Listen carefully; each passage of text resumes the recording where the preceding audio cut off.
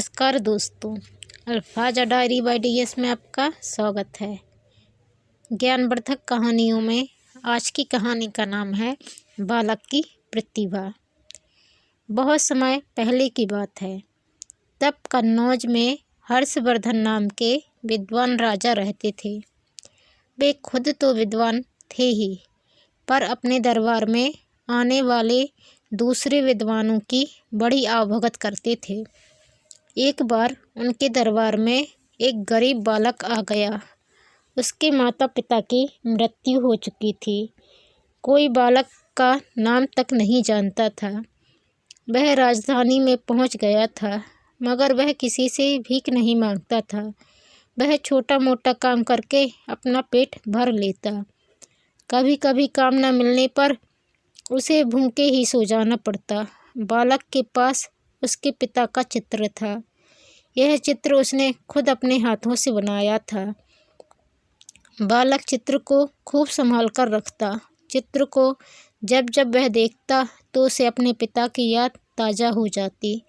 उसके विद्वान पिता चाहते थे कि उसका पुत्र पढ़ लिख कर एक दिन यशस्वी मनीषी बने, पर क्रूर काल ने समय से पहले ही उनको उठा लिया।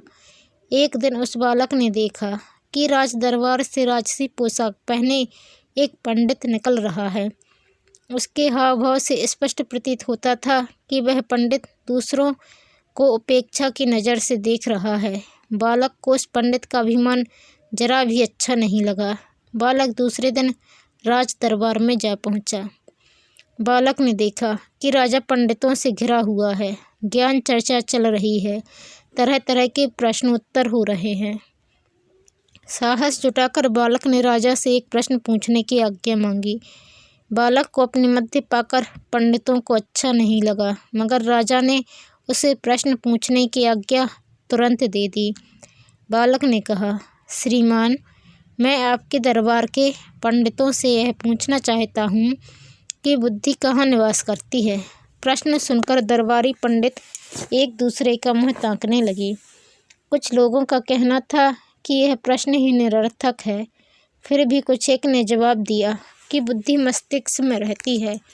कुछ दूसरे पंडितों का कहना था कि बुद्धि हृदय में निवास करती है। अंत में जब कोई भी सही जवाब न दे सका तो बालक ने राजा से कहा, यदि आप मुझे अपनी राजसभा का सदस्य बना लें तो मैं तत्काल प्रश्न का उत्तर दे सकता हूँ। राजा ने बालक को राजसभा का सदस्य बना लिया।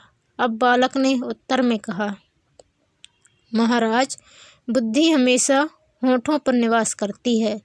अब देखें ना, समय पर उत्तर न दे सकने की स्थिति में किसी भी विद्वान को शर्मिंदा होना पड़ सकता है।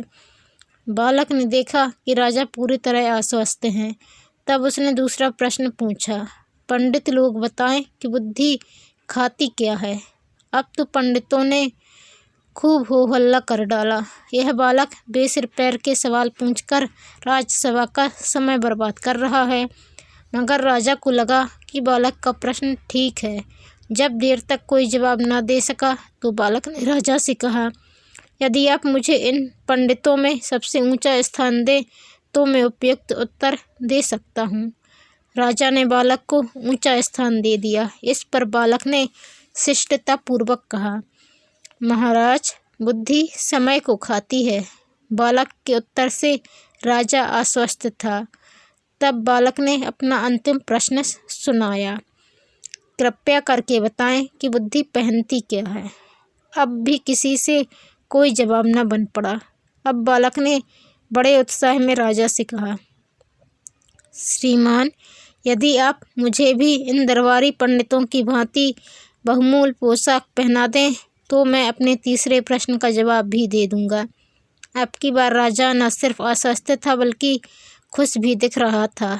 उसने खुश होकर बालक को राजसी पोशाक पहनाने की आज्ञा दी। बालक उस राजसी पोशाक में और भी सुंदर तथा योग्य नागरिक लग रहा था। उसने हंसते हुए नाटकीय अंदाज में कहा, श्रीमान, क्या इधर आप सभी नहीं देख रहे कि बुद्धि ही राजसी पोशाक पहना करती है। अब तो पंडितों के सिर शर्म से झुक गए। राजा ने उसे गले से लगा लिया। बच्चों, याद रहे कि यही बालक आगे जाकर कादम्बरी के प्रसिद्ध लेखक बाणभट्ट के नाम से प्रसिद्ध हुए।